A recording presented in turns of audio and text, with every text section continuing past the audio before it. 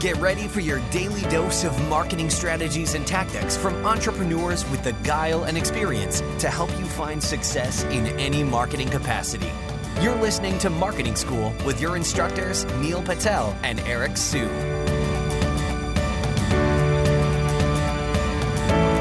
Welcome to another episode of Marketing School. I'm Eric Sue. And I'm Neil Patel. And today we're going to talk about a fun topic, which is what's an info product and how you can create one. So info product, if we go back, into the earlier days of internet marketing, we can look at, the Evan Pagans of the world or the Frank Kerns of the world, where they take information and they package it into a product where they can teach you something like a course, for example, and then they sell it. Usually they can sell it for a couple $100 or a couple $1,000, and they make good money off of it, good margins. What I've seen, where I first started learning SEO, my internship, they actually put us through a info product called, I forgot who it was by Andy Jenkins and some other guy, but it was an SEO info product course. And there's loads of information in there. My boss at the time told me that, they paid $1,000 for the course and just distributed it to everyone. And I was like, wow, $1,000, you can make a lot of money with this stuff. But when it comes to info product, there's a lot of nuances around it. And Neil and I can kind of go into some of those nuances and how to make them work. But just to let you know, with info products, if you do well, you can have, 7-figure launches or so, 6-figure launches, 5-figure launches or so. And sometimes for these 5-figure launches, you don't even need to have a real big email list. You can have, 1,000 people or less, and you can make it work. So Neil, you have an info product right now. What are your thoughts around it? The biggest thing with the info product is you're going to have huge refund rates unless you're actually creating a product people want. Not a product that you think they want. Not necessarily a good product. Of course, it should be good, but that doesn't necessarily mean that it'll do well. The product has to be solving the pain points that your readers or visitors or people you're targeting have.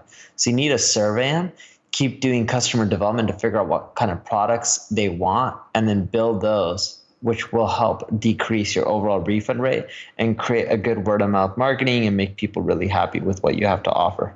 In the next episode, we're actually going to talk about how you can launch an info product. So we're going to go into a little more nuts and bolts. But in terms of how to create one, here's the thing. If you've done a lot of content, if you've done, podcasts, for example, you've done blog posts, you've done webinars, chances are you can repeat some of this stuff, repurpose it, and make it into an info product, right? So what you can do from there, make a list of everything you've done, put it into, organize your thoughts in a Google Sheets or something like that. And then from there, it's really simple. Nowadays, we all have a lot of the tools. You can use QuickTime to screen record. You can use PowerPoint, design something that's nice. Make sure that you have different modules, different chapters. You can always go to a site like Udemy or Skillshare, see how these courses are organized. You want to organize your courses that way where it makes sense to people, right? And you're doing screen shares as well. You're teaching people how to do stuff. You have worksheets, you have checklists. All these things, you want to package them in together neatly where it actually makes sense for somebody. And here's the other thing. You want to make sure that your info product is also very concise and it's organized. Because if you give everything to everyone where you say, hey, we're going to give you 200 hours of courses, 5,000 videos. It's like, ultimately at the end of the day, people are buying progress for something that they're, trying to learn. So it could be SEO or content marketing. But if you try to give them everything, it becomes overwhelming. I've made that mistake in the past. And, the ones that I see that tend to do really well are focused in one area and they don't try to do too many things at once. Also offer your content in different formats, from video to text to audio.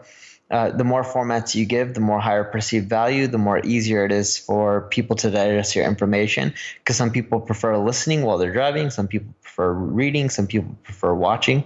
Whatever it may be, but you need different formats. The other thing too is with info products, most people buy them and they don't do anything with them. So you should try to create something that has accountability, maybe quizzes. Doing these little things really helps ensure that people are getting use out of your info products, because you're going to get a lot of bad ratings and reviews because people will just not listen or follow anything and just be like, oh, it's useless. And they're judging it within an hour of buying it and they didn't even go through it, right? And that's what happens unless you really handhold people. Here's the thing with info products, it might seem really easy. You see people thinking like, yeah, I just did this $3 million launch or whatever. It takes a lot of time to get going and there's a lot of effort revolving around it. We can go into that a little more detail in the next episode, but I would recommend, taking a look at, you can take a look at Neil's info product. Brian Dean has an info product as well. Frank Kern always does a good job. There's just a lot of people out there. Amy Porterfield as well.